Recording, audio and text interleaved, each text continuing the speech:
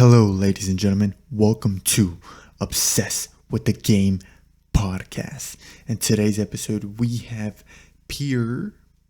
I hope I didn't mispronounce that, but he is a successful Airbnb host, made up to almost $1 million in a year in income with Airbnb, and he's going to be talking about how he did it, just his mentality, his vision, what he went through, and all that good stuff. I will say that I did not record this episode on this setup. I recorded it on another setup, like Office. So I do apologize for the quality beforehand, but hopefully you still get the value that I was hoping to deliver with the information. So saying that, I'll get straight to the episode. Boom. And boom. Good morning, ladies and gentlemen. So I'm here with Pierre.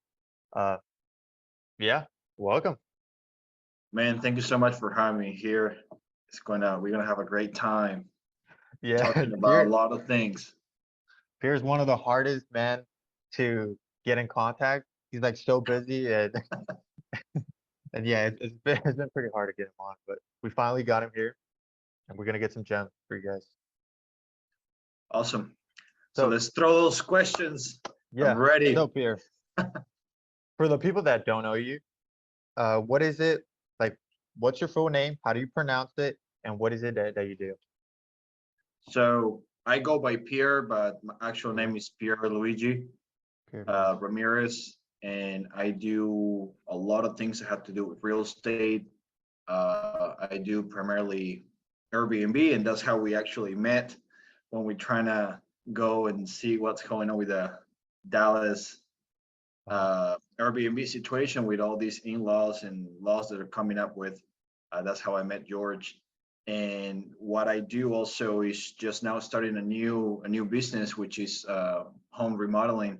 Since we've been doing a lot of these upgrades in all our Airbnb, so you just might as well leverage the skill and actually make an income out of that. oh, so you're doing like renovation for your Airbnbs, and you're also helping people that are doing it, like Airbnbs as well, and helping them. Or So I mean, for most of the our Airbnbs, I mean, I truly believe like if you're into like the short-term rental business, you have to make sure that your properties are standing out from the others. And the best way to do that is to do minor upgrades, especially, I mean, if you're doing rental arbitrage, then you have certain limitations unless you have spoke directly to the owner and he gives you the green light to do certain upgrades. But if you're working on your own house, then you can make your house look as nice as you can. And that's something that I have been putting a lot of time and effort into, so we can make that Airbnbs stand out, so we can actually just not provide just a place and space where they can just come and sleep, but also a place that can just make them feel that they're somewhere else. So for the longest part, we've been doing a lot of renovations and upgrades to all our Airbnbs, and I've been getting phone calls right and left for some of my friends, and it's like, hey, will you help me out with this? Will you help me with this and that? And to be honest, brother, I love everything that has to do with like that creativity part of like coming up with ideas, the painting, textures, upgrades, and like just staying cabinets, changing them up, and all this kind of crazy stuff. So, and I've been doing this for quite a bit. And then one of my friends was like, "Hey, might as well you start your own business and actually, offer your services to other people, since I already have a crew that I've been working with." And that's what I've been doing lately too. So we have done a few jobs already. Now we're starting to do all the baby steps first, like of gathering all the data, websites, bank accounts, and everything, so we can actually do this as a full-time business as well. and if you had to choose one, like which one do you think it's like your main thing, the Airbnb or the renovation? The most. Well, you see, both of them are their own monster. Like both of Mhm. them are going to require certain time. And I think with the Airbnbs, I mean, if you're first starting up, it's going to demand a lot of your time, and that's why that was something that I started really early on, like about 2 years ago. At this point, I'm already managing it, and I don't have to deal myself personally going to the properties anymore. I already have a small team who like checks everything that is going and working out well for that, and my housekeeper, my property manager. So myself, I spend a lot more time on the back end, like on the back office, like with pricing strategies, like images. So that allows me to actually direct my time and focus into like this new business. So both of them go hand to hand, because whenever I have to do something for the Airbnbs, I do it. And now that I have my same crew that I've been working with, I can just like redirect their attention to something else and just get paid for that. So Got it. it's I won't pick and choose. I will do both because they just complement so well with each other. Yeah. One of them is more of a passive income. The other one, you actually have to, I guess, hustle a little bit more because you actually have to get those leads and those customers for those jobs. Airbnb is doing the marketing itself. So Oh you yeah. just have to know how to price and take your pictures and upgrade your spaces. So, How are you doing your marketing with the renovation one?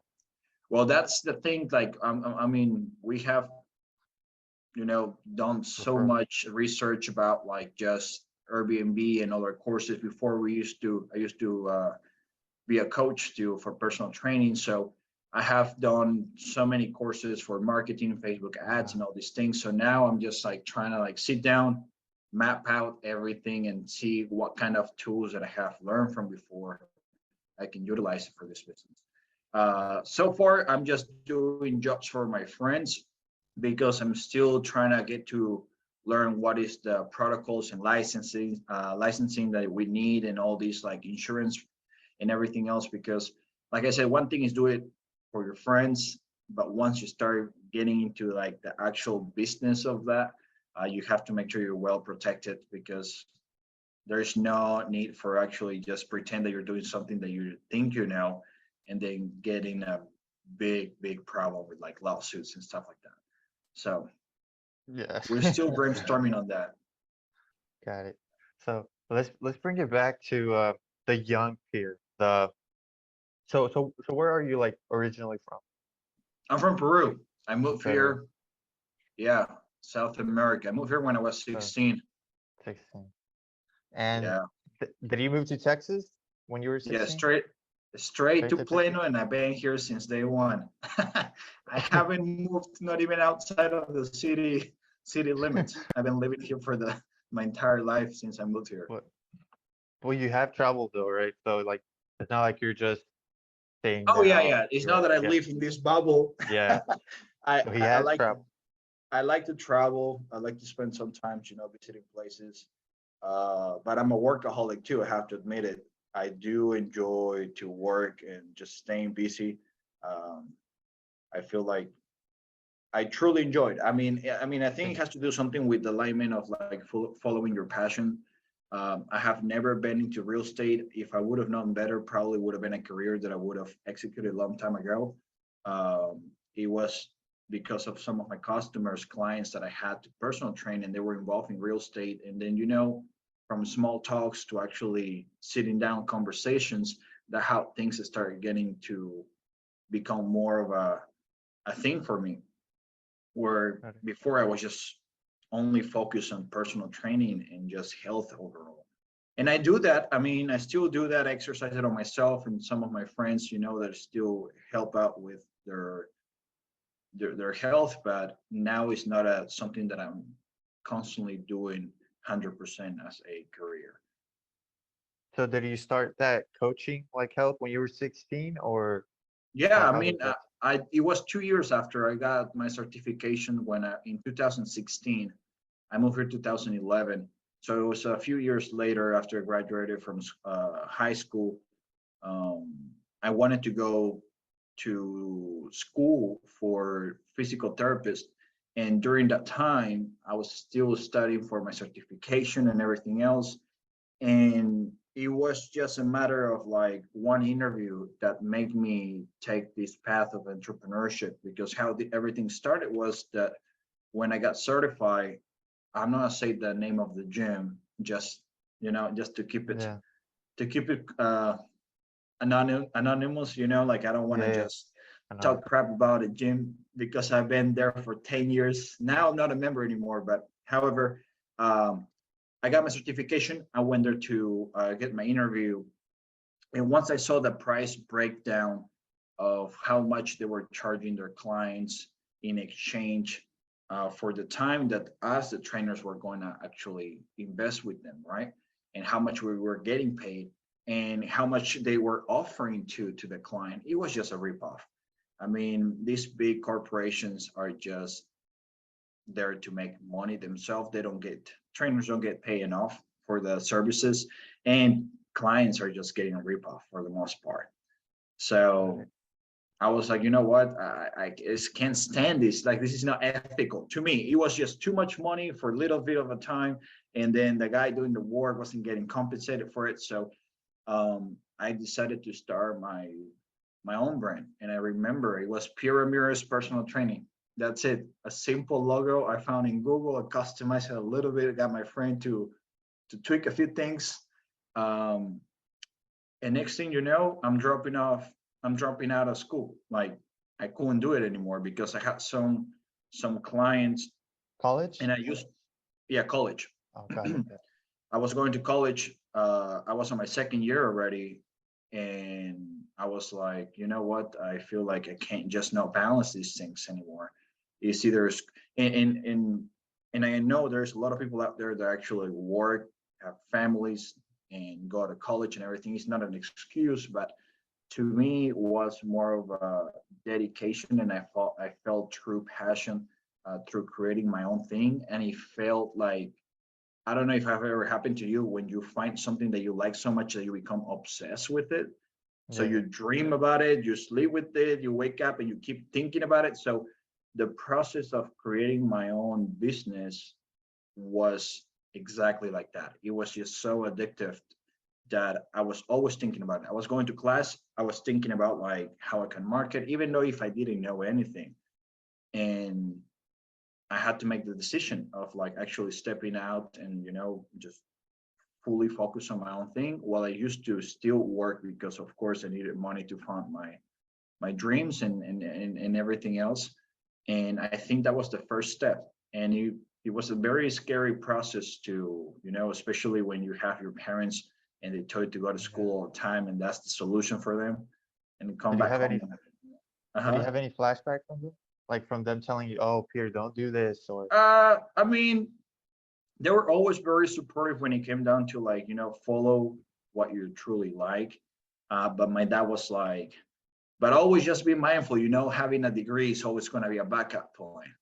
And I was like, well, let me show you that doing this is not that I'm not going to be studying. I'm going to be studying because I had to get certified in order for me to exercise this career.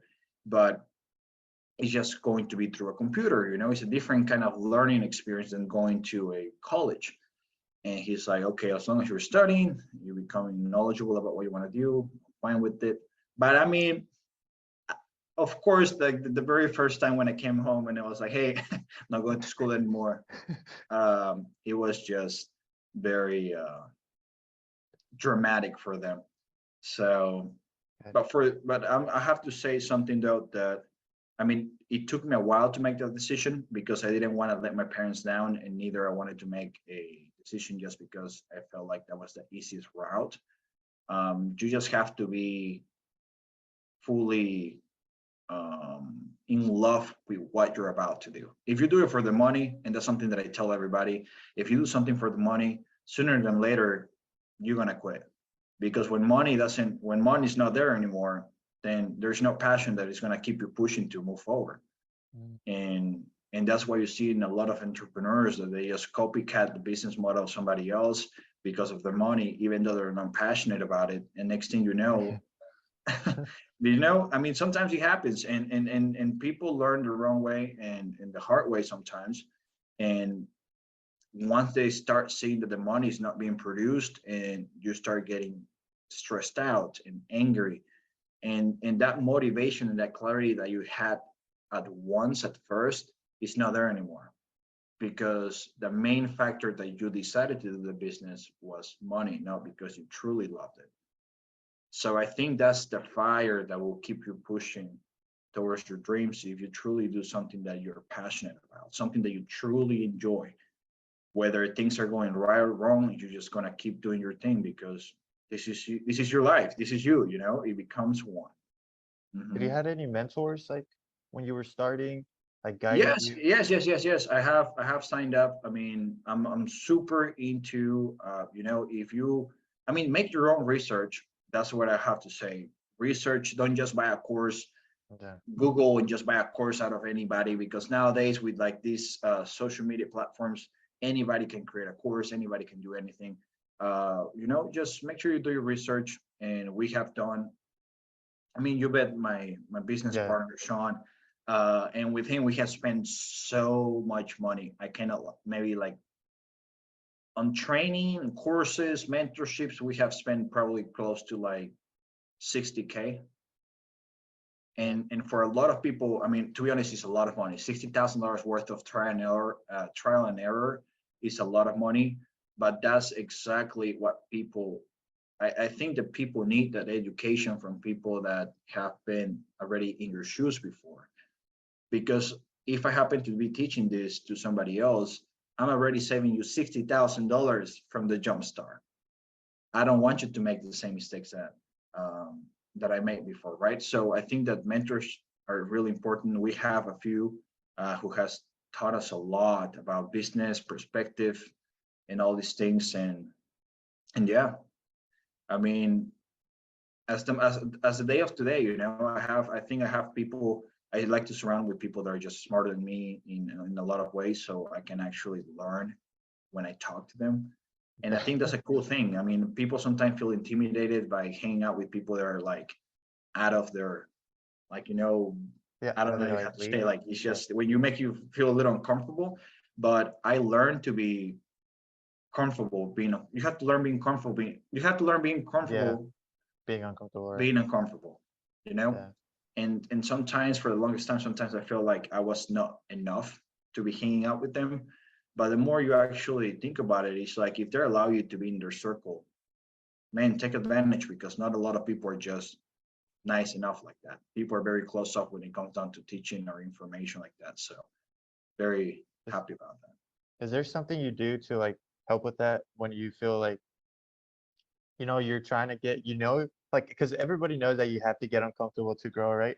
Uh-huh. But is there something that you do to help you, like push you to become uncomfortable? Like you meditate or anything like that? Or, So George, I think that one of the main things that it took me a while to differentiate, and this is something that I read, and then you come up with your own conclusions and everything else. But there is a big difference between motivation and clarity. Okay, so and I have learned that because of personal training. I have learned that because of the people that I mentor, people that I meet, people in maybe on the day-to-day basis that I hear about these things. But I have heard a lot of people. It's like, hey, I lack motivation, right? You probably have heard of this before. Like people say, I lack motivation. I'm not motivated to continue. I'm not motivated to pick up from where I was, right? But motivation is a emotional state. You feel happy, you feel empowered, therefore you're gonna go and get it. You feel motivated. You're like, let's do it. But having clarity is a state of mind. It has nothing to do with has nothing to do with your emotions. So the second that you learn how to differentiate having clarity where you want to be, what you're doing your things, the reason why you are where you are right now, rather than just focus on your end goal based off your emotional situation, that's when you're going to start breaking walls in front of you, man. Because I'm not gonna lie to you, there has been several times where I felt like my world would just crumble down into pieces. And guess what? I mean, you think I will feel motivated to keep going? It's normal to feel down. It's normal to feel upset. It's normal to feel like, damn, nothing's working out for me. Life is bad. And then you start getting into your head, right? And then you start hating everything, and then you feel discouraged to continue on doing.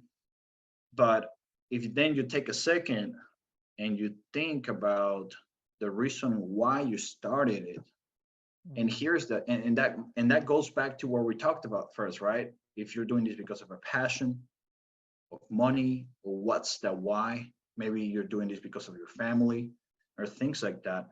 um, and then you think about like the clarity part is like, okay, I want to be there because I want to have this.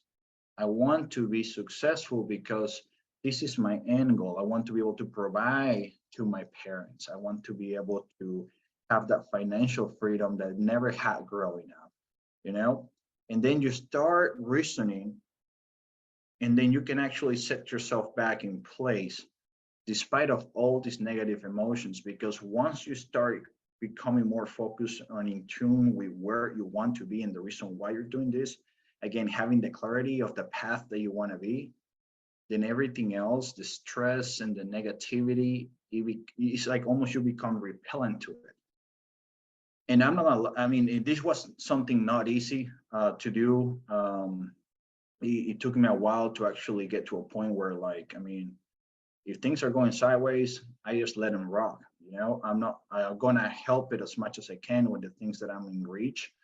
But no, I'm not going to stress and trying to be like, people sometimes don't sleep because they're like, they don't even know the outcome. But it is in your head, and it's messing up with like how you're going to perform the next day. So I think that's the main thing. Of course, meditation, you have to be in peace with yourself to just take some time off to calm down. But I think that's the main thing, because I use reason for the most of a lot of the things. So I think that's one of the things that have helped me out a lot.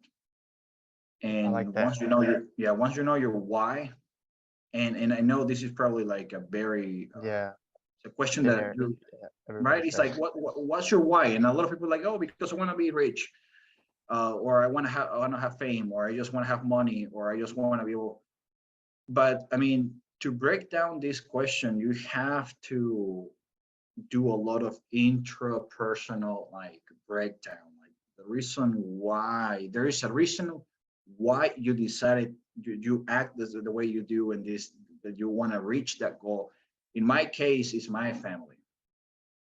Coming here when I was 16, I've seen my parents work at fast food restaurant, and this is not me talking bad about that, but I know how hard it is to work in those establishments, right? You work nonstop. I've seen my dad working extra hours overnights in order for to be able to provide for us when we were first here, and nobody of us spoke English, so nobody could contribute as much, and it was rough. So I truly admire how much they have been able to provide. And if it wasn't because of their sacrifice, I would have never been in this position. So my why is like I have to be successful in order to take care of them the same way that they took care of me. I don't seek money, I don't seek fame, I don't seek anything. I just want to seek financial freedom in order for me to take care of my family, and then be able to hopefully enjoy along the way as well. So every time I get on my feelings and I'm like, hey, Pierre, like Not about dad, you first. dad and mom were not complaining when they were working overnight, like multiple hours a night, like they knew that they had to provide something because you had to go to college, or you have to go to school, and you had to, a plate of food in front of you. So if they were able to do it, I was their why. So why not make them my why? But that's me, you see, and I have a strong enough why for me to just continue, and I have the clarity to where I'm heading. So that's me. Maybe some people can relate, but again, money comes along with it, hard work, fame. You're gonna become popular once you're a master at your craft. So everything else are just like ramifications of your own product, your own Mhm. um, efforts. And do you think that facing adversity like early on as a child, going through hard times, you think that's required for you to be like like hungry, like to actually be successful, or you think it's just I think it does have to play a big role big part? into a lot of people's life. Hmm. Your upbringings, I mean, it can play both ways, right? Depending how you had it and depending how you were able to absorb everything. I'm not saying that my life was perfect growing up, Yeah. we all have those family issues, situations, and I think the most important thing about this is just to be able to reflect about them. Um, I can point fingers at everybody around me, right? But like, I don't think there's no value on doing that rather than actually seeing the positive of every negative situation. Like, what can you Mhm. rescue out of that situation? What that situation taught you? And going back to your question, I think that if you're capable to break down your upbringing and rough times that you ever had, I think that's going to show you, or it's going to prepare you in certain way when bad things come back to your life again, right? If you have been under, if you have lost it all once, if you lost it all once, if you lost it all again, you already know how to probably Yeah. maneuver things around, right? Like, and that's what people say. Like, if you fail once, most of people quit, right? And then the people that can overcome that obstacle and do it again, and then do it again, and maybe on the fourth, fifth hit, you actually hit the jackpot, and then boom, just skyrocket. So yeah, I think it will determine who you are, and depending how you absorbed everything as well. I see. So I see like you do things that it's like aligns with your why. But I do know like some people have that, but they're afraid of what other people might think, like them doing that. Do you have that same fear? Like, do you worry about what people think about you, or or is it something Uh, that you just don't? I have to say that for at first when I was starting this business, I was very cautious with like how I was being perceived from the outside, right? I mean, as a business owner or as an entrepreneur, you always have to be cautious of how you're, Portraying it like you're yeah, how you're addressing yourself, how are you presenting yourself. But that has completely something different with who you are as a person. And I think the reason why there's a lot of successful people is because before there was a filter that everybody had to follow in certain way of like, do not be very polite, dress up really nice when you're giving these presentations. You have to be educated, you have to do certain things, which is just social. Like, I think they're just standards set up by society, right? But if you look at the people that are really making it, these are just people themselves. Like, raw material. Like, this is the stuff like we're doing right now. Like, yeah. we're just chilling in our living room making a call, and I think that people appreciate more of this raw content, actually true people talking about their experiences and overcoming their obstacles and everything else. And if you can just be yourself, there's some people that are that cuss a lot. There's some people that are really loud. There's some people that don't take shit from other people. And guess what? People like that because they're being genuine. They're not being fake. So um, at first, I have always been very cautious with the way that I present myself because I think that tells a lot with the way that you're going to be doing business with people. But in terms of like me changing the personality that I have because I have to cater to certain clientele, oh hell no. Either you like me or you don't. This is me. I cannot pretend to be somebody else just in order for you to like me, in order to make business with you, because I cannot be dishonest with myself. I have to be honest with everybody. Do you have I like that? Do you have any principles that like when you're making decisions, like just like simple principles, like for example, uh, integrity. I saw that I heard that you said like the gym, it wasn't like it wasn't really integrity. Like, do you have certain principles like for your businesses Yeah, I think that just because um, that really help you? I think because maybe I have seen it happen multiple times, and now that I'm actually in this, I've done training. I mean, now doing Airbnbs and renovation stuff like that, and I've seen like her friends and everything being screwed over. uh, I just can't do that. Like if I see an opportunity to make money and could probably leverage my skills to make more money, I just don't feel it's right. I feel like if you're honest and congruent with what you're aligned with, your beliefs, you're always going to be successful. Because they are, I mean, sooner than later, if you keep screwing up people, there's going to be one time that things are not going to go your way, and that could be the last time, and your reputation is just going to be down. And I think that's one thing that, as a business owner, and anybody who's watching, could probably be watching this Yeah. video, or Two listening people. to this audio, like you have to take care of your reputation.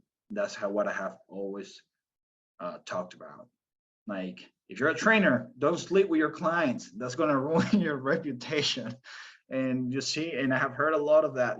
Like there's just certain lines that you don't have to cross in order for you to take care of your integrity, because it just takes one person to bring your entire business down. So That happens in the personal training. People sleep with their clients. That oh happens. man, I mean, Ah, I'm not. I have heard stories I have heard stories of friends, yeah. clients. I have heard stories of trainers too that I've been friends with, and they're like, "Oh man, like," and and, and that's a space where you're already crossing the line. Yeah. I mean, being professional and just crossing the line and actually do that.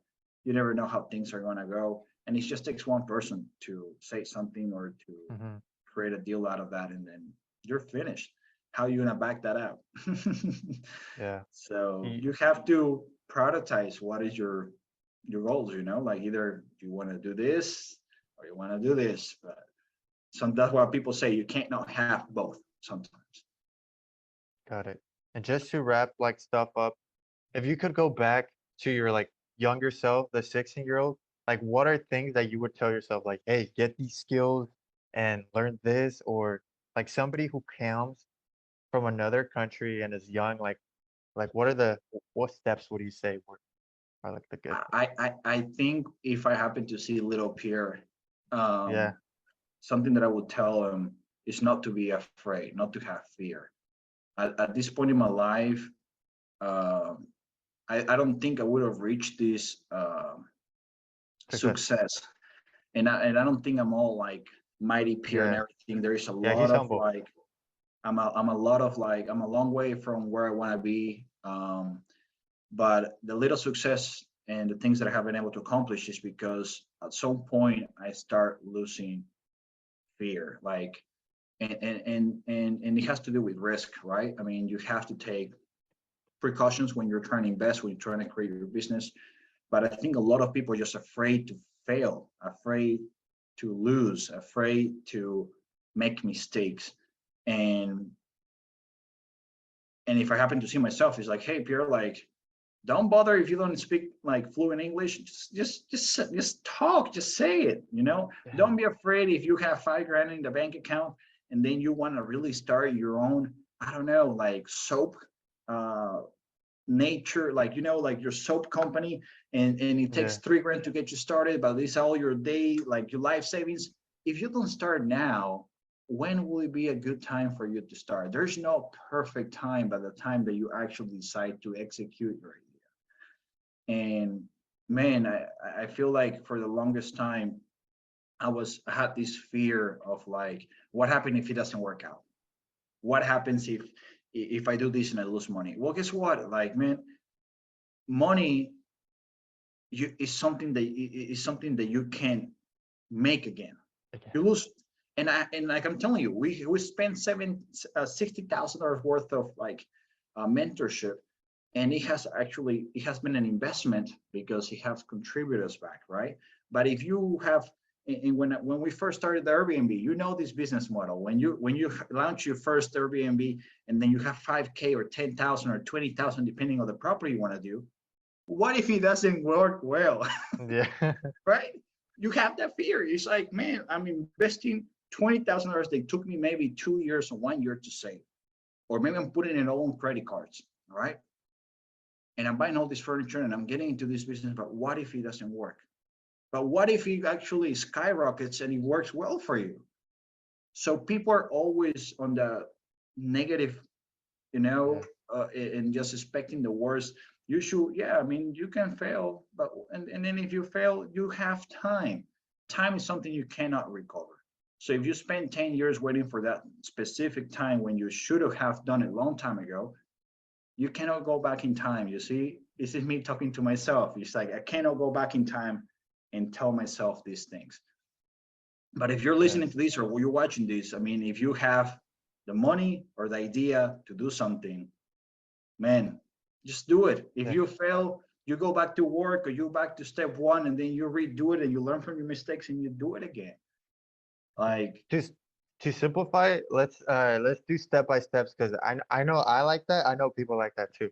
The first thing is just like get the mindset right, right? Like no fear, like you have time. Like right now, like you don't have unlimited time, but you can make money again.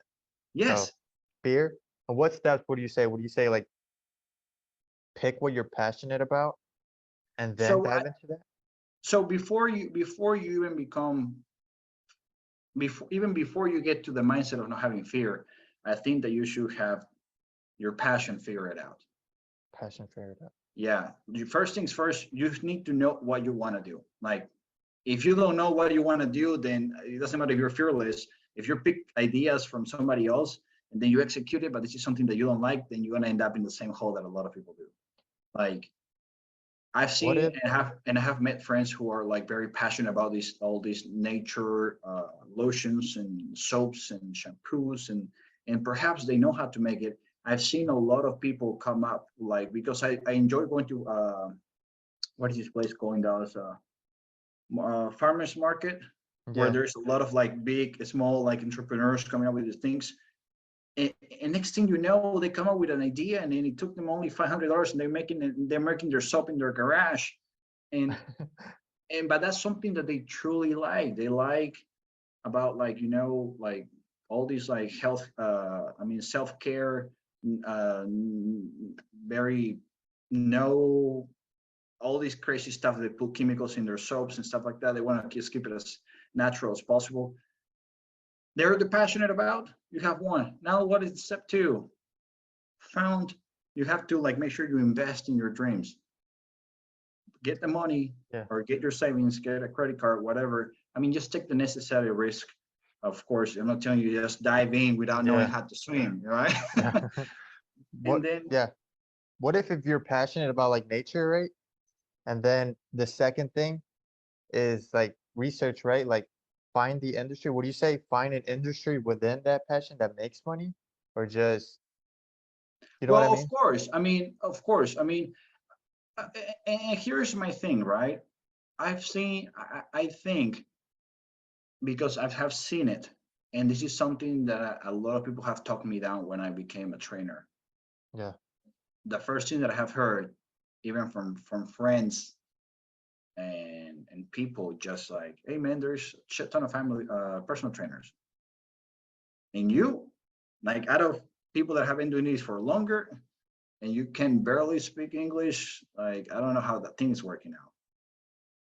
Or have something else to deliver, and that's the thing. Like, you can start an idea that is already in the market, Hmm. but you can add your own personality, you can add your own touch, you can add your own thing. You know, I have seen there's and you're seeing a white wall right here. Okay, this is paint. And then I have met this guy because I do a lot of like custom artwork too on walls to get him like highlights for living rooms and bedrooms. And he just took one person with an idea, with the talent of like a craftsman, to like cut wood and be able to paint, to actually add those 3D studs, and they look phenomenal in houses.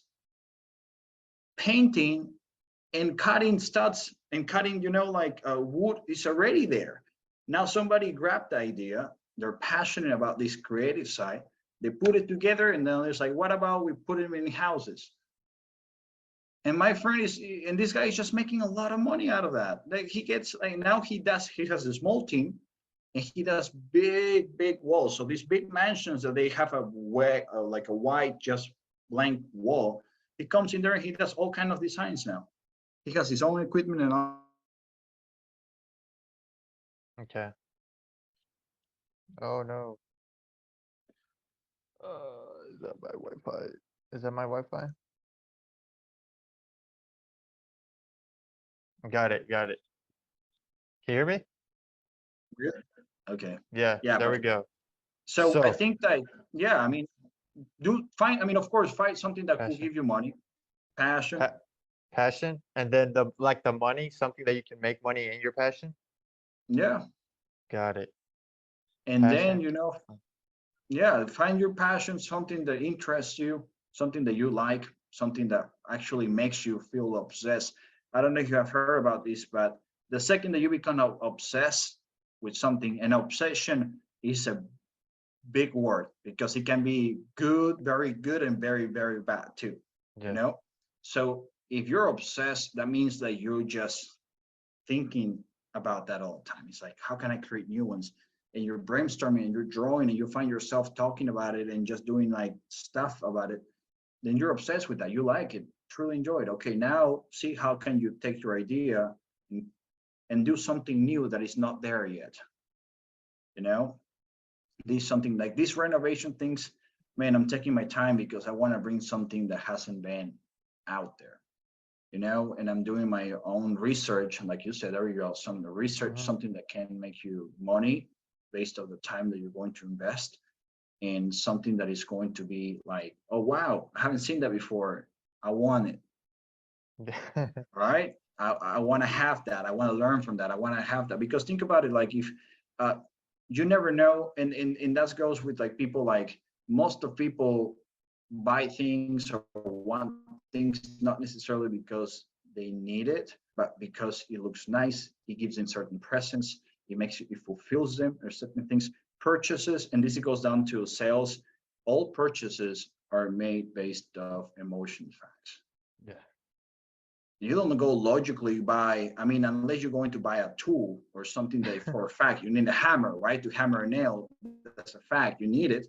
But what if like you're walking down the street and then somebody's offering you something and then and then are telling you about these things and then you start feeling happy about this and you like it and then next thing you know you end up buying it.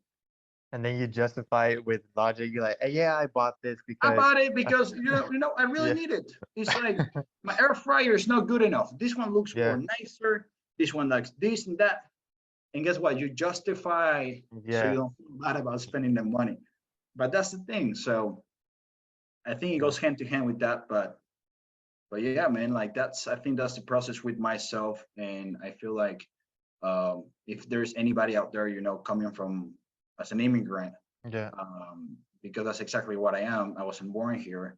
I think there is a lot of challenges, but the main perspective that I want everybody to have is that you're already entering a world knowing one language, first of all, that you shouldn't be ashamed of. I think there is a lot of people that are ashamed of speaking Spanish out there. And I have seen it because I hang out with people that spoke Spanish at school. And as soon as somebody will come speaking English, they will force themselves to do it. As to the day of today, I speak Spanish to my family, outside or inside. I don't try to pretend. Um, and number two is like, you should take these challenges as a test for you to prepare to actually do better in this world. Because if you're already put in an environment where there's a lot of challenges for you, I think that you're going to be more resilient when it comes down to dealing with bigger problems. And people that are just being given the opportunity all the time, when the situation arises for them, they will probably not know how to handle it. When people that have come from different part of the world with different kind of backgrounds, and perhaps even from here, but they have a different upbringing, yeah. they can actually do much better.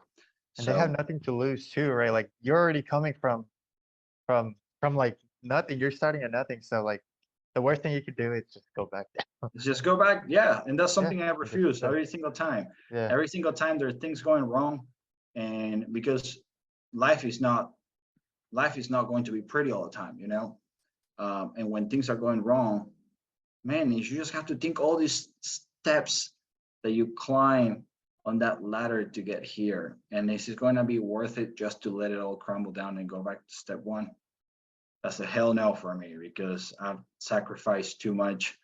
And when I tell you that I'm a workaholic, sometimes I have to check myself, and my family have told me about this, that I have to spend some more time just socializing than spending weekends at home Yeah, trying to do things. And yeah. so Do you call BS on that, or you say? Because I know a lot of people tell me, like, you probably get it a lot too, that hey, you need to spend 2 hours a day, like, watching Netflix, or just for like your health.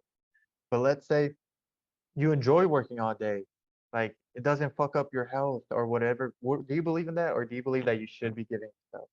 well, to be honest, I mean, when I first started this Airbnb, and to the day, I'm a little bit. I have to like check Yeah, myself. I'm always working, because, like you said, maybe you do too. You truly enjoy actually just yeah, putting you enjoy. work and creating things and working on your things, which is great. Um, but then when you sit back, I'm 28 now, and then I'm like, and I have traveled, I have spent time with family, and I do spend time with a lot of friends, but how many hours of my life I'm actually living life? Ah, that's a good one. How many hours of my day I'm actually living my life? Like when I'm actually like enjoying myself in this world, rather than just putting so much work and effort. Because by the time I turn 35 or 32, my mind space is going to be somewhere completely different. And the things that probably I would have loved to do when I was 28, I'm not going to do it when I'm 35. And then I'm going to regret not doing it. And yeah, you have all this money and everything, but then for what? When you cannot, maybe you get older and you're 40, you're rich and everything, but then you're not able to actually go kayaking or scuba diving or jumping out of a plane or do rock climbing and adventures, when you could have done it if you really truly wanted when you were younger, but you just decided not to. So work balance is important, and that's something that I'm actually currently working a lot on. So and Sundays, I don't care if who is in jail. My friend, you're waiting till Monday. I'm not moving from my apartment. Ah. I just have the day off. If I have time to chill on my bedroom the whole day, just watching like just stuff just for pleasure, I'll do it. Go Yeah. out, eat, have a drink, just live life, man. Like it's really important. And trust me, a lot of my friends give me a lot of shit because of that. So actually, it's good reinforcement. Yeah, like maybe it's because I'm young, but if I'm being honest, I still don't believe in work and life balance. Maybe because I'm young and I'm not as wise and I can't see it yet. Uh Like huh. but I think that, yeah, I still think that you should like go all out. I mean, but maybe because you've already done it and it's easier for you to see now. Like you're like, oh shit, yeah, No, but it's good. I think yeah, that in order for you to be successful at doing your business when you're first starting up, yes. And I'm telling you this, and I don't care whoever thinks otherwise, you will have to sacrifice a lot of things. For 1 year and for 1 year straight, I sacrificed a lot of my friends, a lot of my personal time, a lot of going out. I was just final vision. I didn't care what was going on around me. I was just focusing on the things that I needed to get done in order for this to work. And that's what people are going to tell you. When you're building a business, you don't need to be going out on the weekends. yeah, You don't need mental. to be you don't need to be going out there and spend money. You don't need to be going there to distract yourself, because that's going to disrupt your vision that you have. So there's going to be necessary steps of sacrifice for you to build that dream to come true. But I don't think it should be something on the overall, like something that you have to attach as a lifestyle. Ah, Because I had to do it. I have to. I was like, I'm sorry, I can't. I'm busy. I'm sorry. I'm sorry. I'm sorry. I'm sorry. And you're gonna lose a lot of friends who cannot really understand what you're trying to do with your life. And that's when you're gonna start actually coming into light and understanding who truly are your friends. people that want to see you be successful, people that want to see you grow, people that actually support you are going to stick with you because they understand the work that you're putting in for what. But people that are just there for fun, people that are there just to party with, get drunk and just have a good time. These are the first people that are going to disappear because they don't have no more purpose in your life than just fun. But did they try to drag you down? They're like, hey, come on, man, what happened, Pierre? Like, I've seen it. Yeah.